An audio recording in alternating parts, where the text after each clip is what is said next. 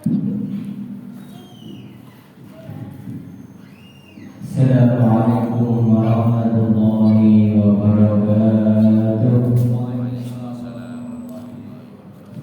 Jemaah sekalian hadirin yang dimuliakan Allah, marilah kita mulai tadi pada malam ini. Marilah kita bersama-sama membaca surat Al-Fatihah dan nanti kita lanjutkan dengan membaca doa. Bismillahirrahmanirrahim. Ila hadratin Nabi Mustafa bi syafa'ati Rasulillah sallallahu alaihi wasallam wa ala alihi wa sahbihi wa dzurriyyatihi wa ahli baiti masyarillahi lahumul Fatihah. A'udzu billahi minasy syaithanir rajim. Bismillahirrahmanirrahim. Alhamdulillahi rabbil alamin. Ar-Rahmanir Rahim. Maliki yaumiddin. Iyyaka na'budu wa iyyaka nasta'in. Ihdinas siratal mustaqim. Siratal ladzina an'amta 'alaihim ghairil maghdubi 'alaihim waladdallin. Amin. Bismillahirrahmanirrahim. Kalamu qadimun la yumallu sama'uhu tanazzaha an qawlin wa fi'lin wa niyati. Tanazzaha an qawlin wa fi'lin wa niyati. Bihi astaghfi min kulli da'in wa nuruhu dalilun li qalbi min najahdi wa hayrati. Dalilun li qalbi min najahdi wa hayrati. Fa ya Rabbi madini بسر حروفه ونور به قلبي وسمعي ومقلبي ونور به قلبي وسمعي ومقلبي.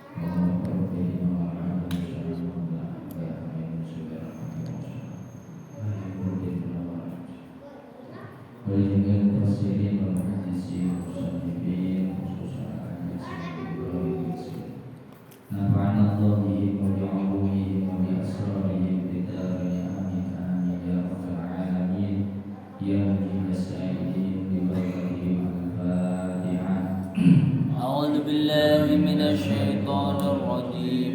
بسم الله الرحمن الرحيم. الحمد لله رب العالمين. الرحمن الرحيم. مالك يوم الدين. إياك نعبد وإياك نستعين. اهدنا الصراط المستقيم.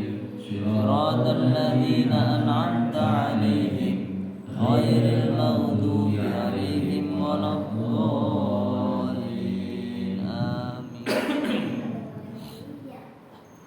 Assalamualaikum warahmatullahi wabarakatuh. Waalaikumsalam warahmatullahi wabarakatuh. Alhamdulillah, wassalatu wassalamu ala Rasulillah. La haula wala quwwata illa billah. Rabbi shrah li sadri wa yassir li amri wa hlul 'uqdatam min lisani yafqahu qawli. Amma ba'd. Hadirin jamaah, Bapak Ibu yang dirahmati Allah, mari kita awali dengan rasa syukur kehadirat Allah Subhanahu wa taala. Mudah-mudahan kita terus diberikan tambah iman, nikmat iman, nikmat Islam, nikmat sehat walafiat, sehingga mudah-mudahan kita bisa terus meningkatkan di dalam takwa, di dalam ibadah kita kepada Allah Subhanahu wa taala. Amin.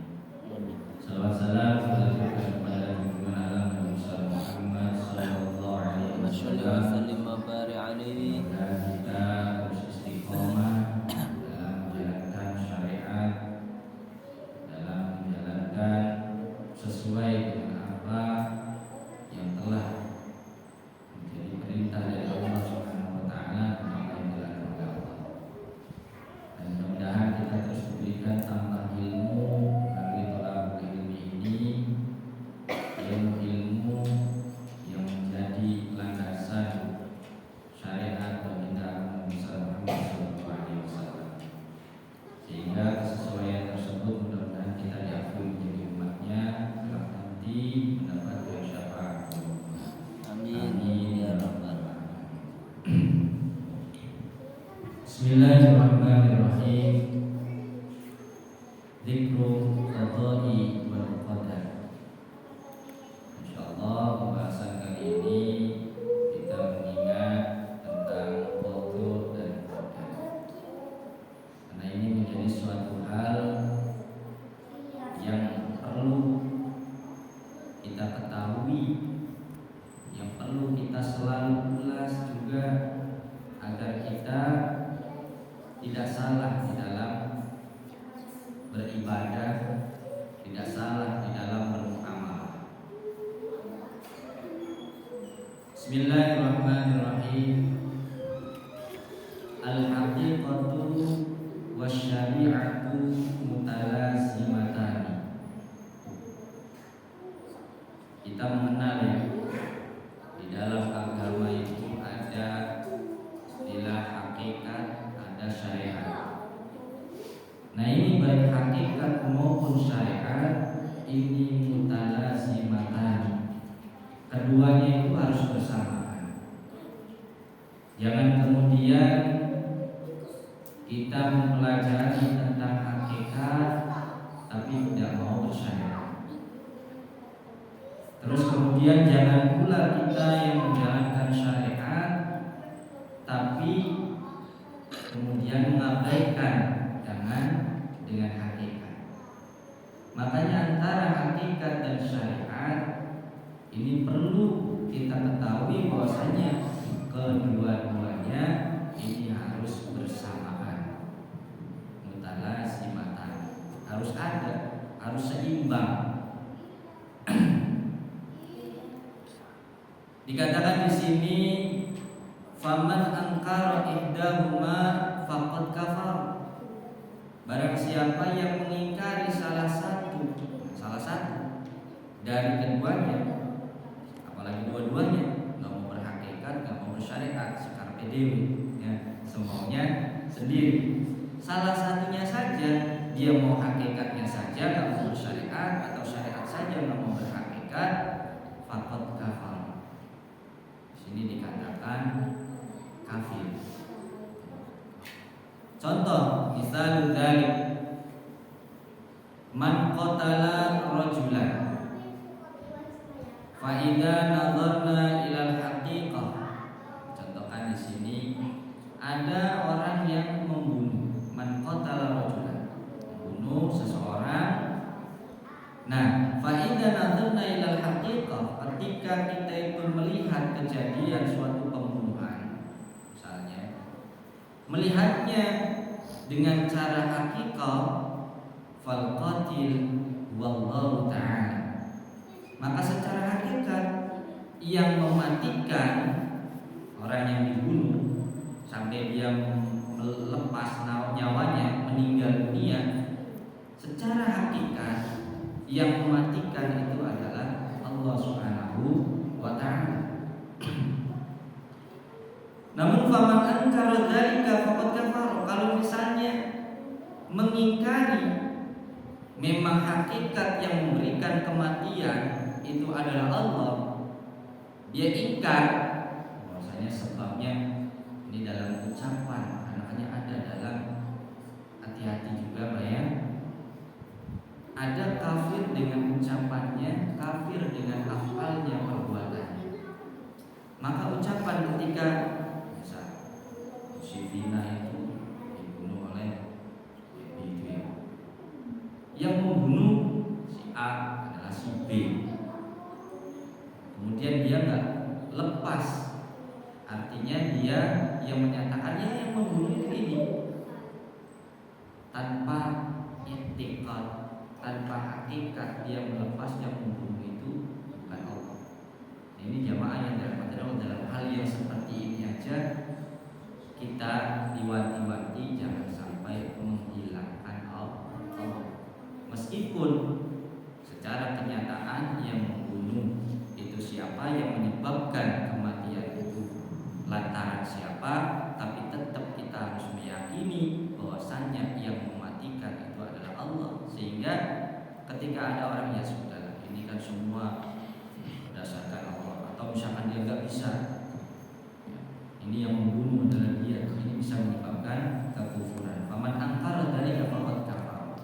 Jadi hakikat saja diingkari hakikatnya, artinya sampai ada kadang kembalikan nyawanya yang telah membunuh.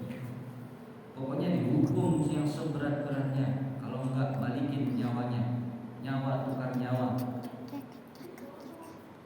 Ini seolah-olah dia enggak mau tahu pokoknya. Ini kadang menyebabkan kekufuran juga. Maka untuk bisa ya kita sebagai orang yang beriman, kita juga harus tahu hakikatnya, yang mematikan juga adalah Allah. Awit taqada dzalika, atau dia secara hakikatnya dia meyakini bahwasanya oh ini yang membunuh adalah Allah. Lakin angkara syariat, tapi dia mengingkari syariat. Mengingkari syariat itu artinya di ayat ada wujubal qisas. Dia mengingkari syariat-syariatnya. Di dalam syariat ketika ada pembunuhan maka harus ada hukuman, ada qisas. Dia hakikat saja. Dan nggak perlu ngapain hukum, yang membunuh kan sejatinya Allah, udah kembalikan kepada Allah, nggak ada hukum. Tidak mau ada hukuman. Nah, mengingkari syariat pula, nah ini sama. Mu'taqidan annallaha huwal qatil faqad kafara aidan. Dia hanya meyakini bahwasanya yang mematikan itu adalah Allah, maka sudah nggak perlu ada hukuman. Apaan hukuman-hukuman? Berarti dia mengingkari syariat, mengingkari qisas. Misalnya di sini kan hukumannya adalah membunuh, itu adalah qisas. Dipotong tangan, ya dipotong tangannya kalau di dalam syariat Islam. Makanya jamaah yang dirahmati Allah, kita bersyariat dengan syariat Islam, ya. Kita berada di dalam hukum pemerintahan. Nih, kadang ya perlu kita garis bawahi. Ya. Ada satu ketentuan ketika kita menjalankan hukuman, misalnya mencuri. Mencuri itu di dalam syariat hukumannya potong tangan. Tapi di kita, di negara kita Indonesia, praktek seperti itu tidak, hukumannya bukan potong tangan ya, pokoknya apalah nggak tahu sesuai negonya gitu. Nanti ya kalau mencuri, ngapain hukumannya tidak bersama syariat. Nah jamaah yang dirahmati Allah, kita tetap dalam hukum diri kita Islam, tidak boleh mengingkari. Kemudian ya syariatnya hukumannya adalah potong tangan. Nah, tapi kita menjalankan dalam pemerintah ini, kita wajib mengikuti pemerintah juga. Tapi kita nggak boleh mengingkari di dalam syariat, tetap seperti itu. Jadi tetap syariatnya. Misalkan kemudian dia ada seseorang yang menentang, meminta hukumannya sesuai syariat, ya kita nggak boleh menentang. Artinya ya itulah syariat dalam Islam. Tapi ketika kita menjalankan dan berberi taat kepada hukum pemerintah, itu pun satu kewajiban yang lain. Artinya jangan sampai kita mengingkari pula dalam hukum syariat. Nah, dalam hal ini dia meyakini etikad bahwasannya Allah Subhanahu wa taala yang mematikan orang tersebut. Kalau dia kemudian mengingkari daripada adanya hukum qisas, maka faqad kafara aidon, maka itu pun kufur. Ya, jangan sampai kita tidak mengetahui sehingga kita masuk dalam kekufuran yang tidak disadari. Sekarang kan banyak perihal hal-hal yang misalnya ucapan kita yang tidak kita sadari, kita masuk dalam ranah kekufuran. Akan disebutkan di sini, kasirun minna man yaqulu idza syufiya ahadun min mardi.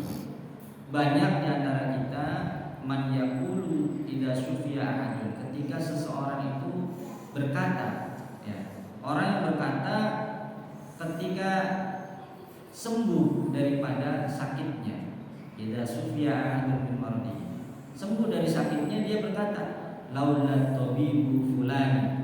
Pak, ini sering terjadi juga kepada kita terkadang kalau kita nggak menyadari.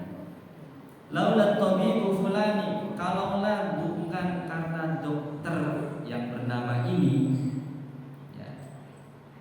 Jadi sebabnya ada dokter yang menangani, yang mengobati, kemudian Allah yubarik fi hayatihi, dan Allah Subhanahu wa taala memberkahi di dalam hidupnya, dia sembuh.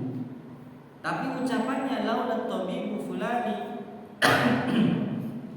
laulahu lamata, maka pastilah akan meninggal. Kadang urusan seperti ini, ya jemaah yang dirahmati Allah. Kadang apalagi misalnya ketemu sama orang yang bisa mengobati secanggih apapun, misalnya dia hanya menggunakan air, menggunakan apa segala macam, kemudian dia diberikan kesembuhan. Ingat, jangan sampai ucapannya laula tabibu fulan, oh kalau sono aja ke sana ampuh, saya bawa ke sana penyakitnya sembuh-sembuh, dibawa ke sana, syariat di sana, kemudian sembuh. Ini jamaah yang dirahmati Allah, la taqul hakadha, jangan berkata seperti itu. Kenapa? Karena Allah Ta'ala yaqul, Allah berfirman dalam surat Asy-Syu'ara ayat 80, wa idza maridtu fa huwa yashfini, dan ketika maridtu, aku sakit, fa huwa yashfini, ucapannya harusnya seperti ini. Fa idza maridtu, ketika saya sakit, fa huwa yashfini, fa huwa, maka Allah yashfini, yang memberikan kesembuhan, yang menyembuhkan. Jamaah yang dirahmati oleh Allah, ini seringkali kadang kita hal yang kecil menjadikan kekufuran yang tidak disadari, tentang obat, tentang apa, minum ini nih biar sembuh, hingga ketika sembuh kemudian yakin ampuh, oh, minumnya ini. Ini sebab-sebab kekufuran ya. Kufur yang kecil nanti bertumpuk sehingga menjadikan kemudian kita itu tidak mengenal Allah. Ta'udzubillah min dzalik. Walakin kul, akan tetapi katakanlah, laula annallaha waffaqat tabib, kalaulah tidak sungguhnya Allah yang memberikan taufik kepada tabib, kepada dokter. Jadi harus ada sandaran kepada Allah Subhanahu wa taala. Jadi kalau misalkan untung bertemu dengan dokter dokter ini, sehingga Allah berikan kesembuhan lantaran kepada dokter ini, lantaran kepada orang ini. Enggak sekalipun jamaah yang dirahmati Allah yang didatengin itu adalah ustaz atau kiai, kemudian menjadikan kita meyakini kiai ini keramat bisa menyembuhkan, ya, ustaz ini ampuh bisa nyembuh, awas, hati-hati, ya. Maka harus asnidil amra ila sahibil amri, harus menyandarkan urusan itu ila sahibil amri, kepada pemilik urusan, yaitu adalah Allah Subhanahu wa ta'ala. Harus kita tanamkan. Ya, ini kalau penanaman seperti ini hilang dari diri kita, ini gimana juga nanti kepada generasi-generasi yang selanjutnya. Ada generasi-generasi yang selanjutnya itu mantangin sesuatu saja itu berlebihan. Nanti makan ini, nanti ini kolesterol, nanti ini jadi sakit, darah tinggi. Meskipun jamaah yang dirahmati Allah, itu menjadi suatu pantangan. Terkadang kita kan periksa ya, pantangannya ini itu untuk menjaga kesehatan. Betul. Tapi jangan sampai kemudian meyakini bahwasanya sebab dari itu kemudian menjadi sakitnya. Ini yang seringkali ketakutan akan rasa sakit, sehingga tidak sadar kita itu ternyata meyakini sumber sakit itu lantaran ini, lantaran kebaikan dapatnya dari ini. Jamaah yang dirahmati Allah, ayo kita tumbuhkan kembali. Wa'taqid annahu la yakunu. Nah, di sini diperjelas wa'taqid annahu la yakunu, tapi kita yakinkan bahwasanya la yakunu min khairin, tidak ada suatu kebaikan au syarrin atau kejelekan, itu tidak ada. Au naf'in au durrin, atau yang manfaat atau yang membahayakan, illa biqada'illah, kecuali karena memang sudah ditentukan oleh Allah, biqada'illah wa masyiatihi, dan memang sudah dikehendaki oleh Allah. Jadi termasuk qada sudah ditentukan oleh Allah atau yang Allah kehendaki. Ini menanamkan ini sulit, ya. Sulit kalau tidak diri kita yang membuka kesadaran diri kita sendiri. Dan ini bisa menjadi tolak ukur. Tolak ukur keimanan, kepercayaan kita itu kepada Allah Subhanahu wa ta'ala. Artinya, ya iya Ustaz, ya kadang kita kalau diperdokan ke takdir, semuanya juga sudah takdir. Tidak seperti itu juga. Justru kalau misalkan tidak begitu, kadang kan ada orang yang berhakikat, makanya di sini antara hakikat dan syariat itu harus seimbang. Sebenarnya nggak ada. Kadang kan orang dia kalau kembali apa-apa takdir, semuanya juga udah takdir. Sehingga kadang tidak sadar di situ nggak mau pembahasan tentang masalah takdir. Tapi kan sebab-asbabnya, karena ini dia betul, makanya harus beriringan. Nggak ada yang bertentangan sebenarnya. Cuman kitanya yang harus waspada. Jadi tidak ada hal yang baik, tidak ada hal yang jelek, tidak ada yang manfaat, tidak ada yang bahaya, kecuali memang semuanya baik itu karena sudah ketentuan Allah dan Allah kehendaki. Terkadang kan kita kalau ada orang yang baik, mohon maaf, ada orang yang terlalu baik sampai kita itu memujinya tidak terbatas. Ya, itu orang ini baik banget, dia itu masya Allah. Ini masih ada masya Allah. Cuma terkadang berlebihan. Kadang setiap masalahnya, setiap jalan keluarnya, karena itu orang baik, menjadi solusi, menjadi rujukan. Rujukan apa? Rujukan yang utama. Tidak kemudian ketika dia punya masalah, misalnya ada orang yang baik selalu membantu. Ketika dia punya masalah, melihat kebaikan orang lain yang selalu membantu dirinya, kemudian dia apa? Dia tidak meminta terlebih dahulu kepada Allah. Itu terkadang. Ya, kadang kita itu asnid di sini. Asnidil amr ila sahibil amr. Ayo sandarkan urusan itu kepada pemilik urusan. Sekalipun ada orang yang baik, tapi kebaikan itu yang ada pada orang itu adalah taufik minallah. Dia mendapatkan taufik dari Allah sehingga dia melakukan kebaikan. Maka jamaah yang dirahmati Allah, kita sakit atau anak kita sakit, keluarga kita sakit, agar kemudian kita itu tidak berobat di sana sembuh, atau agar solusi kita itu datang ke orang itu pasti nanti ditolongin, agar tidak itu muncul kemudian melekat pada diri kita. Ayo kita itu ke Allah terlebih dahulu. Kita sakit, anak kita sakit, Pak, entah sholat dulu misalnya, terusan berdoa dulu kepada Allah, sandarkan dulu ya Allah, mudah-mudahan diberikan kesembuhan untuk anak saya. Berobat.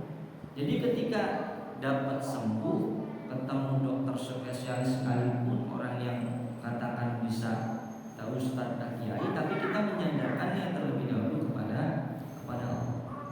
Bisa kan seperti itu. Ketika kita mencari urusan, ya kita ke Allah dulu. Ingat di sini di garis bawah ini ya, asnidil amro ila sahibil amri Allah. Pertama-tama kita harus menyadarkan urusan kita itu kepada pemilik urusan. Kita mencari rezeki, ya, rezeki mencari rezeki. Ingat yang memberi rezeki Allah, seharusnya kita itu tergeraknya itu ke Allah. Kita itu terkadang terburu-buru.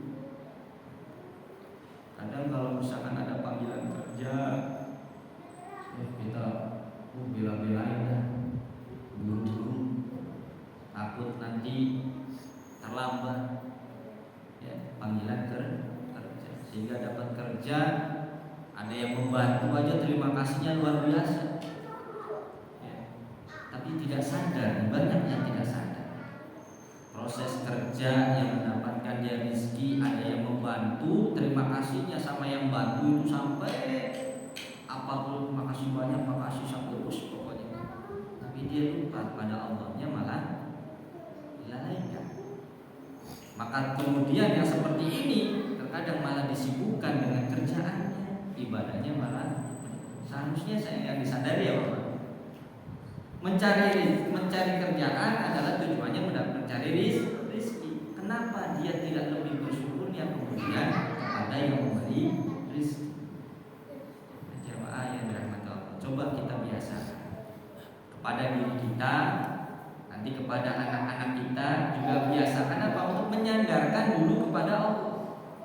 Nah, kamu mau berangkat kerja, nah kamu mau lamar kerja, coba sholat dulu 2 rakaat, berdoa baru berangkat. Itu suatu penyadaran terhadap Allah. Kadang susah, kadang sudah sulit, sudah ingat. Padahal Rasulullah SAW sendiri mencontohkan dalam setiap soal Ali bin Abi Thalib seperti itu. Sebelum keluar, dia kemudian menyadarkan dulu kepada Allah. Mau kerja, mau apa, ayo dibiasakan. Jadi ketika ada kebaikan yang kita terima, kita tidak mengagung-agungkan terhadap orang lain. Ausyadin atau ada kejelekan pun kemudian kita tidak terlalu menyalahkan terhadap orang lain. Tidak juga terlalu menyalahkan. Misalkan sudah terjadi, wah akhirnya sampai dendam, sampai musuhan, sampai apa? Sebab lupa, ya, lupa akan hakikatnya siapa Allah Subhanahu wa Ta'ala. Atau ada kemanfaatan atau kepada bahaya, ingat tidak akan terjadi illa biqada illa wa masyiati. Tidak akan terjadi tidak kecuali atas kehendaknya Allah, atas keputusannya Allah. Walam istama'al khalqu kulluhum, bahkan di sini dikatakan kalaulah kumpul semua makhluk ala ayyuharriku fil alamin dzarrah, untuk menggerakkan, semua makhluk berkumpul untuk menggerakkan menyempurnakan suatu hal yang kecil sekalipun, ayusakkinuha atau menenangkan, membuat kekacauan atau menenangkan kekacauan. Saat ini misalnya ada kekacauannya dalam kehidupan gitu ya. Sehingga kadang kita, oh ini yang mengatur ini aturan dari negara ini semuanya yang mengatur negara ini negara kuasa, negara adidaya. Ya, terkadang Allah memang jadikan negara adidaya, negara kuasa. Ya, tapi ini tidak sadar kita kadang ujian bagi diri kita dengan keimanan kita di sini. Melihat kedidayaan suatu negara, kekuasaan suatu negara, sehingga seolah-olah kita, oh ini yang kuasa. Jamaah yang dirahmati Allah, di sini disinggung. Ya. Duna iradatihi ta'ala la'ajazu anhu. Mau digerakkan, mau ditenangkan tentang suatu hal sekecil apapun, kalau tidak ada iradah kehendak Allah Subhanahu wa taala, la'ajazu anhu, maka tidak akan mampu, tidak akan sanggup. Omongan angkatan ini harus punya etikot yang kuat. Yang mau maju, mau mundur, ini harus kekuatan etikot. Kenapa? Karena kadang apalagi orang angkatan ya, ini hidup mati itu kayak dekat banget kalau udah dalam peperangan, apalagi ya. Walau jahat Amerika, boleh sebut di sini walau jahat Amerika wa Eropa, Amerika ataupun Eropa, bihozainiha, dengan hartanya atau dengan kekuatannya, mencoba ala ayyughayyiru halan an halim di negara adidaya, Amerika ataupun Eropa, dengan kekayaannya, dengan kekuasaannya, dia mencoba merubah suatu keadaan, ini tidak akan bisa. Fa innal ladzi yughayyiru ahwal wallah, karena sesungguhnya yang merubah keadaan adalah Allah Subhanahu wa taala. Ini harus ditanamkan pada jiwa-jiwa patriot. Ini pun ada di dalam surat Al-A'raf ayat 54, bahwasanya ala lahul khalqu wal amr. Ingatlah bahwasanya yang menciptakan dan yang memerintahkan itu adalah Allah Subhanahu wa taala. Ayat-ayat yang digunakan sebagai kekuatan daripada tameng terdepan. Jadi kalau misalkan rombongan polisi, rombongan TNI, ini ayat-ayat inilah yang menjadi pegangan harusnya, ya, menjadi pegangannya. Maksudnya ala lahul khalqu wal amr. Tidak ada dirinya itu mampu dan tidak, sungguhnya adalah Allah Subhanahu wa taala. Tabarakallahu rabbul alamin. Sehingga kalau ada di garda depan itu tidak sia-sia. Ketika dia maju di garda depan, itu bukan karena kekuatannya, bukan karena kesombongannya, tapi sudah disandarkan kepada Allah, terserah Allah. Maka kalau ketemu misalnya sama akhir ajalnya, maka tidak ada kesia-siaan. Itu yang meninggal di dalam keadaan syahid, karena dia sudah menyandarkan kepada Allah Subhanahu wa taala. Mungkin bagi bapak-bapak ini yang diangkatkan ini, insyaallah ngalamin hal-hal yang seperti itu, ya, garda depan harus seperti itu ya. Jamaah yang dirahmati oleh Allah, dan kalam Habib Idrus Al-Habsyi mengatakan, inna sayyidana Junaidi yaqul, Sayyid Junaidi berkata, ma asyrabtu fi muddati umri, aku tidak pernah menyekutukan Allah fi muddati umri, sepanjang umurku, illa marratan wahidah, kecuali hanya satu kali. Sepanjang umurnya beliau mengakui tidak pernah menyekutukan Allah hanya sekali saja, yaitu kapan? Wadzalika anni syaribtu labanan. Kita kira-kira berapa kali, Pak? kafiran, masya Allah, naudzubillah, ajal datang. Ini Sayyid Junaidi hanya sekali ketika beliau berkata, "Ani syaribtu labanan wa ta'allamtu." Ketika saya minum susu, wa ta'allamtu, kemudian menjadi sakit. Minum susu kemudian menjadi sakit. Fakultu, kemudian saya berkata, kata Sayyid Al-Junaidi, apa? Dorroni laban. Ini susu ini membahayakan. Pak, kira-kira kalimatnya sepele. Ini susu ini membahayakan. Itu dalam bentuk susu. Kita kadang-kadang gara-gara makan ini sakit. Sebab ini sakit. Itu asyrik, menyekutukan Allah. Kalimat yang seperti itu ya tidak bisa ditoleransi. Artinya ya kita harus sadar. Ya harus sadar kalau itu adalah kalimat-kalimat. Makanya jamaah yang dirahmati Allah, mengapa terkadang kita itu sulit? Kadang kita ibadah pengen kan yang merasakan dekat dengan Allah. Lah kita itu menyembah Allah tapi kita tidak mengenal Allah. Kadang sholat ini rasanya ombak-ambing karena kita sendiri sering mengingkari Allah, tidak sadar dengan ucapan kita. Kadang sulit.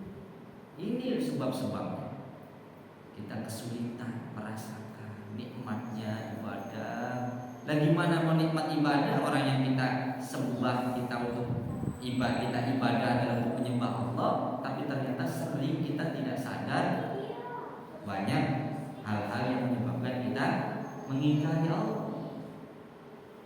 Jamaah yang dirahmati Allah, ayo kita ingin tentunya sebagai orang yang beriman, ingin merasakan nikmatnya iman, ingin merasakan nikmatnya ibadah. Kita ingin pasti merasakan nikmatnya hidup, baik di dunia maupun di akhirat. Kalau kita ingat Allah, Allah akan mengingat kita. Karena Allah itu kita berjalan untuk menuju pada Allah, maka Allah yang akan berlari menuju kita. Itulah Allah. Ya. Kita berpikir Allah sudah mendekat baru. Itu Allah. Jadi inna apa? Tergantung sungai aku tergantung pada prasangka hamba. Kadang kitanya nggak sadar. Ya Allah, jamaah yang dirahmati Allah. Sedangkan di sini singgung ayo awal suatu pembangkangan terhadap Allah. Balaghon apa?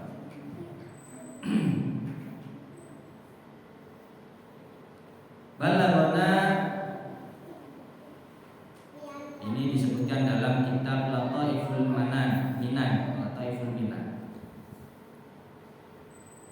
Nah, sampai kepada anna iblisa qala, sesungguhnya iblis berkata. Ini jamaah yang dirahmati Allah. Ini awal daripada pembangkangan ya, terhadap Allah, ciptaannya. Iblis itu berkata, ya Rabb, kaifa tu'akhiruni bitarkis sujud? Bagaimana engkau menghukumku sebab meninggalkan sujud li Adama kepada Nabi Adam? Walam turid wuqu'aha, sedangkan engkau tidak menghendaki wuqu'ahu minni, terjadinya hal tersebut kepadaku. Di jamaah yang dirahmati Allah, iblis mendapatkan laknat Allah. Ya, kita ingat kembali. Ini sebab apa? Sebab iblis diperintahkan oleh Allah untuk sujud kepada Nabi Adam. Iblis mau nggak? Nggak mau.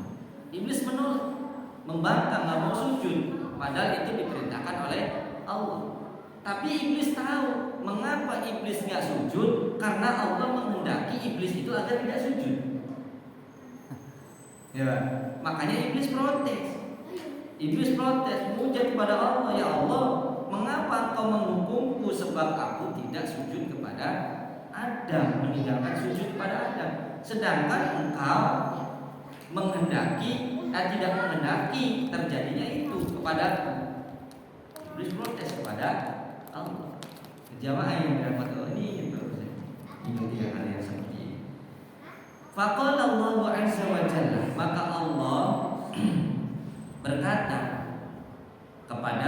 iblis, mata alimta, kapan kau tahu anni lam urid wuku'ahu minka?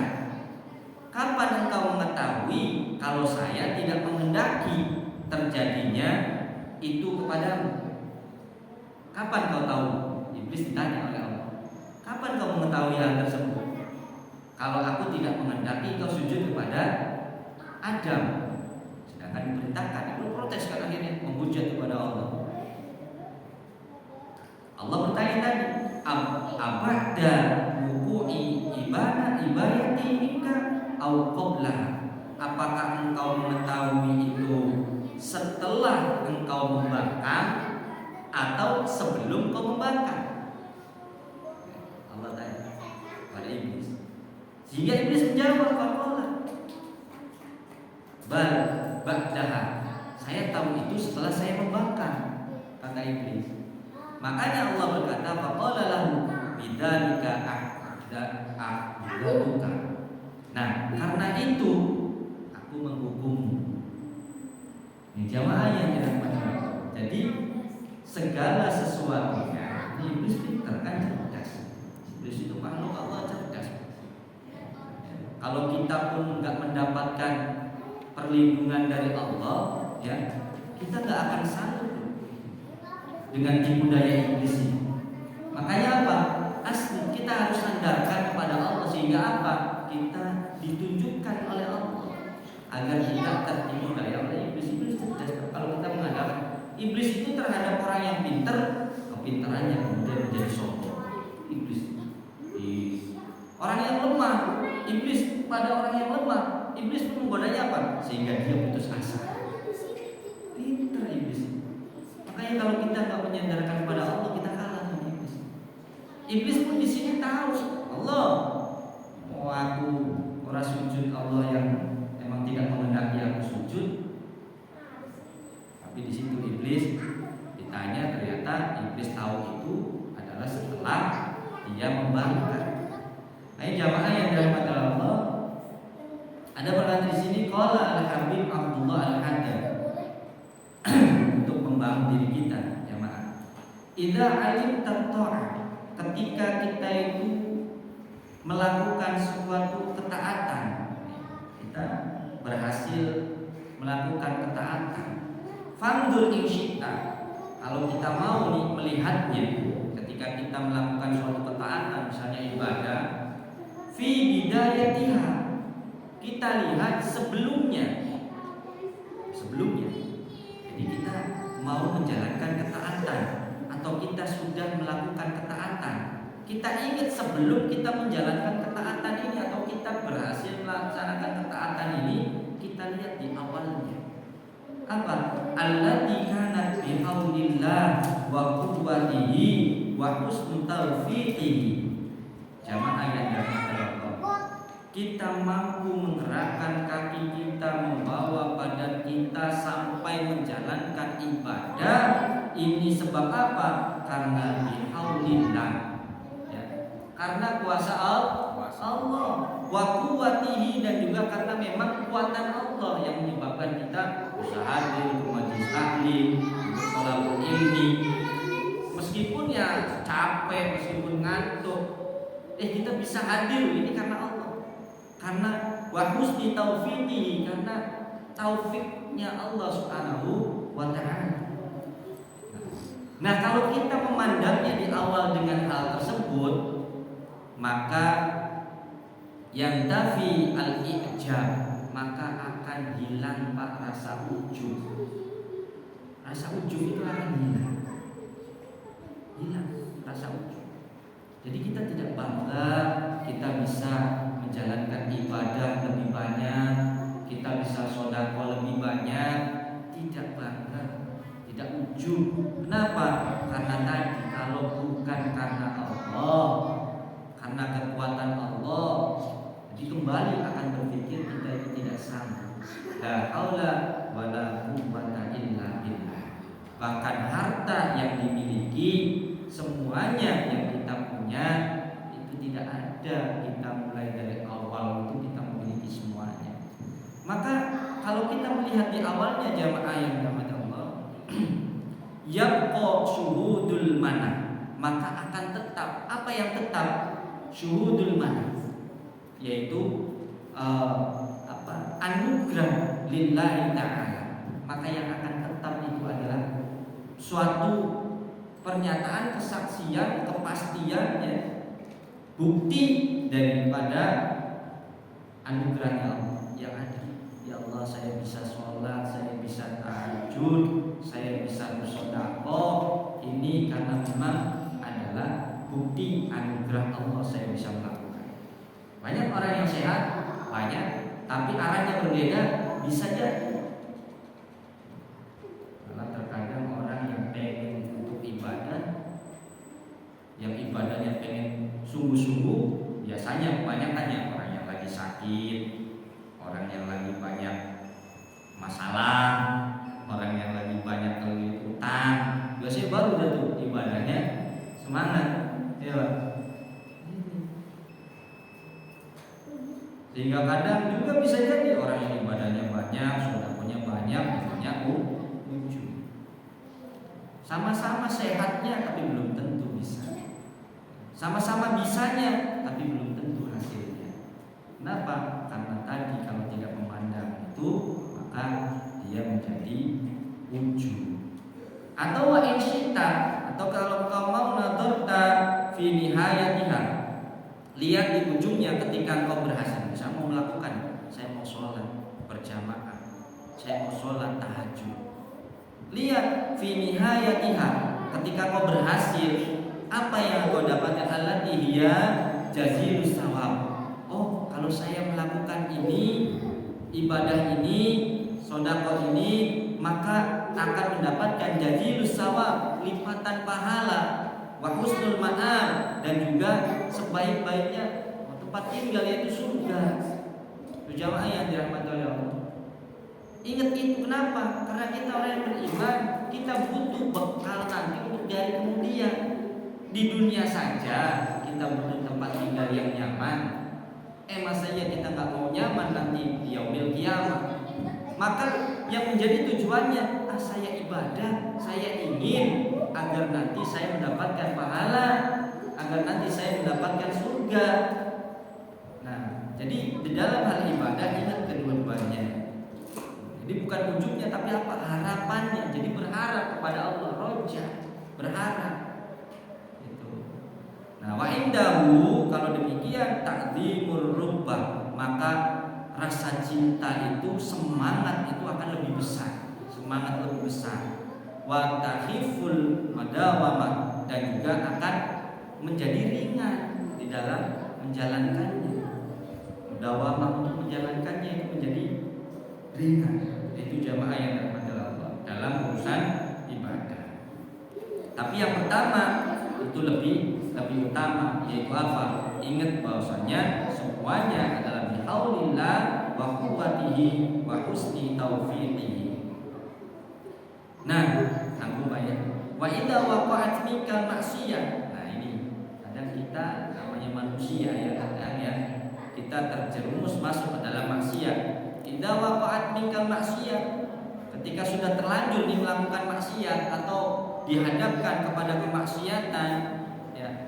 Wa iyyaka an tanzura ila bidayatiha, maka hendaknya kita melihat, khawatirlah untuk melihat kepada permulaannya, ila bidayatiha, kayak setan tadi itu, ya, pada permulaannya. Misalnya allati hiya takdir, dia berkata ketika melakukan maksiat, dia berkata takdir.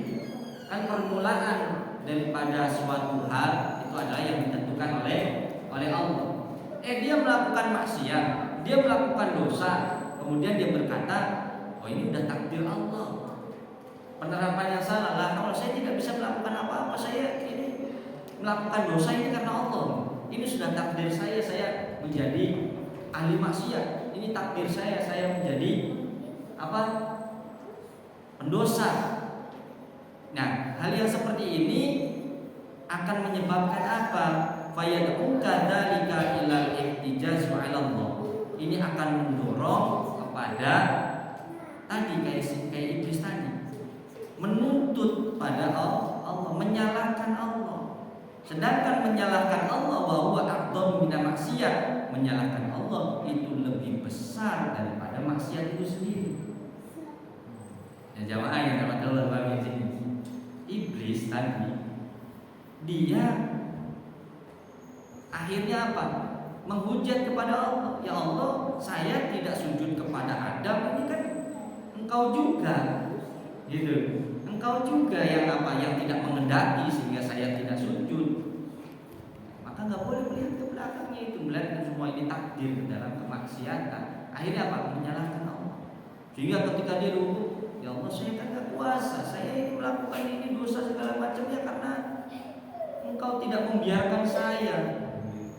Artinya dia nyolong, misalnya Pak ya, dia menyolong karena miskin.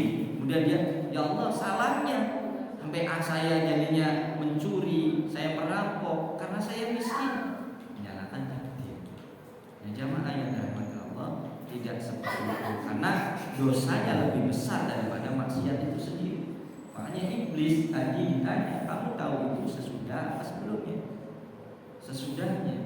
Itu sebabnya dihukum oleh Allah Subhanahu wa taala.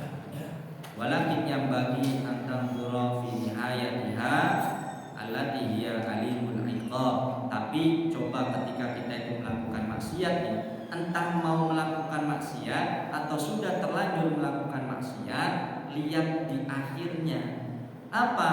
Ia alimul iqab, yaitu adalah siksa yang sangat pedih. Ya Allah, saya telah melakukan maksiat. Bukan saya maksiat ini yang ini udah takdir. Enggak demikian, tapi meresapi wa indahu tubadiru ila taubat. Maka ketika ingat bahwasanya melakukan maksiat itu adalah alimul iqab, siksa yang sangat pedih, maka akan mendorong apa? Tubadiru ila taubat. Dia akan segera. Jadi bukan kemudian menjadi maklum jamaah. Terkadang kita itu ya gitu salah dalam mengartikan la haula wala quwata illa billah, sehingga dalam kemaksiatan pun ya saya enggak ada puasa, itu udah kehendak Allah. Maka ini kembali untuk pribadi diri kita. Ketika sudah terlanjur atau mau ingat siksaan yang sangat pedih sehingga mendorong diri kita untuk segera bertaubat. Wa ta'adzumur rubbah, dan juga menjadi apa? Tidak senang yang besar untuk melakukan kemaksiatan itu kembali. Itu jamaah yang dirahmati Allah. Maaf atas ini melewati batas waktu. Mudah-mudahan Allah Subhanahu wa taala memberikan kemanfaatan bagi kita. Amin. Amin. Mari kita bersama-sama untuk dengan hamdalah dan Alhamdulillahirabbil alamin. Subhanallah wa bihamdika asyhadu an la ilaha illa anta astaghfiruka wa atubu ilaik.